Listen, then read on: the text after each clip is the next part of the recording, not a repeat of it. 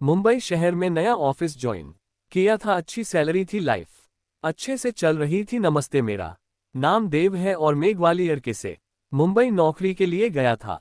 काफी दिन मुंबई में भटका, लेकिन कुछ दिनों बाद मुझे जॉब मिल गई थी। जॉब मिलने के बाद लग रहा था कि सब सही चलेगा लाइफ में अब, लेकिन मुसीबत पूछकर नहीं आती। ऐसा ही हुआ कुछ मेरे साथ। कोई आया मेरी लाइफ में और ट्रेन की स्पीड की तरह चला गया। रेंट पर रूम लिया था, काफी ज्यादा रेंट था और बहुत सी प्रॉब्लम थी। बिजली पानी सबकी समस्या थी। सोचा कोई पार्टनर मिल जाए जिसके साथ छोटा सा फ्लैट भाड़े पर ले लेंगे।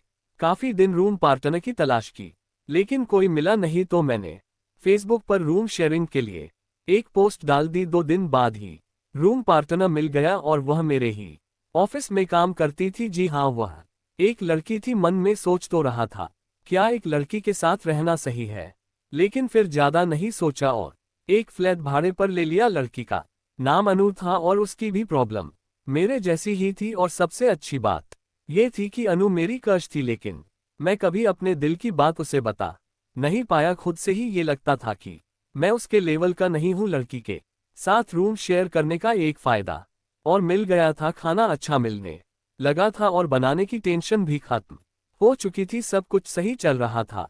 अनु और मेरी दोस्ती भी काफी अच्छी हो गई थी। पैसों में भी ज्यादा बचत होने लगी थी, इसलिए मैं घर पर ज्यादा पैसे भेज पा रहा था। अनु से ज्यादा बात नहीं कर पाता था। एक दिन अनु ने खुद से ही कहा साथ ऑफिस चलने को, अपनी स्कूटी पर। उसके बाद फिर उसकी स्कूटी पर रोज ऑफिस जाने लगा था। ऐसा लग रहा था कि वह भी शायद मुझे पसंद करती थी। एक दिन मैंने अनु से मुंबई घूमने को कहा। डर लग रहा था कहीं मना न कर दे, लेकिन अनु ने हाँ कह दिया। रात का समय था, करीब 8 बजे होंगे। मैं और अनु समुद्र किनारे घूम रहे थे। काफी ठंडी हवा चल रही थी, ऊपर से सर्दियों का समय था। काफी जगह घूमे, मोमोज खाए दोनों ने साथ। उसे मोमोज बहुत पसंद थे। धीरे धीरे काफी घूमने लगे थे। अनु अपनी सारी बातें शेयर करती थी। उसका बॉयफ्रेंड था, उसने बताया। वह जिससे प्यार करती थी वो काफी लड़कियों से बात करता था और अपने मतलब के लिए यूज करता था, इसलिए अनु ने उससे ब्रेकअप कर लिया था। अनु का दिल साफ था। उसके साथ रहते रहते ऐसा लगने लगा था जिंदगी भर के लिए उसे अपनी बाहों में छिपा लूं। मैंने सोच लिया था कि शादी तो अनु से ही करूंगा। उससे प्यार हो गया था बहुत। जब भी सोचा कि आज प्रपोज करूं, लेकिन फिर लगता था साथ ही तो है कहा जा रही। और ऐसे ही काफी दिन गुजर गए। एक दिन अनु ने बताया वह 5-6 दिन के लिए गांव जा रही है। मैंने कहा ठीक है। उस दिन अनु गांव चली गई, मैं भी अपने घर आ गया 5-6 दिन के लिए।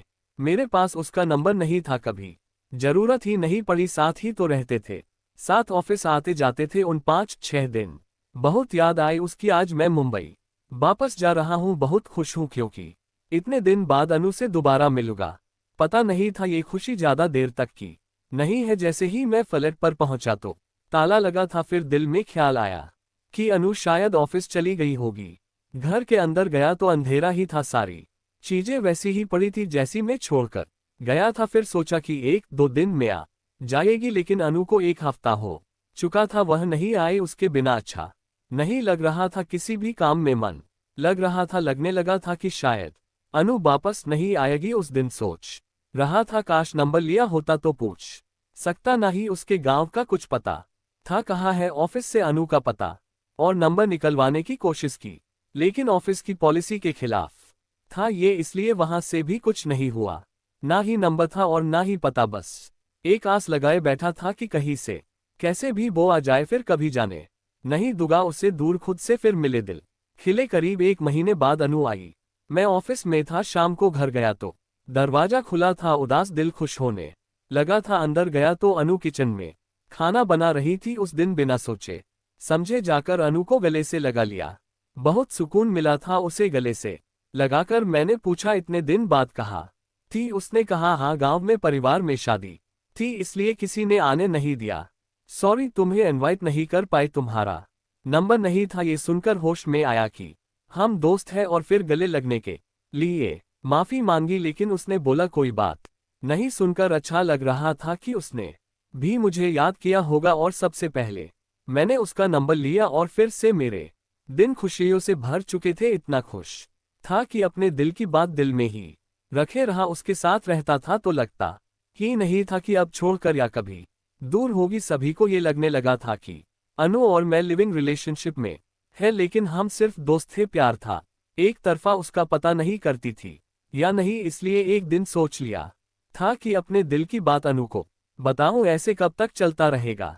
अगले दिन की सुबह सोचा था अनु को प्रोपोज कर दूंगा। शाम को समुद्र किनारे ले जाकर अनु को अपने दिल की बात बता ही दूंगा। दिन निकल नहीं रहा था, शाम का इंतजार था, लेकिन किसे पता था कि जिंदगी को एक अलग ही मोड़ लेना था।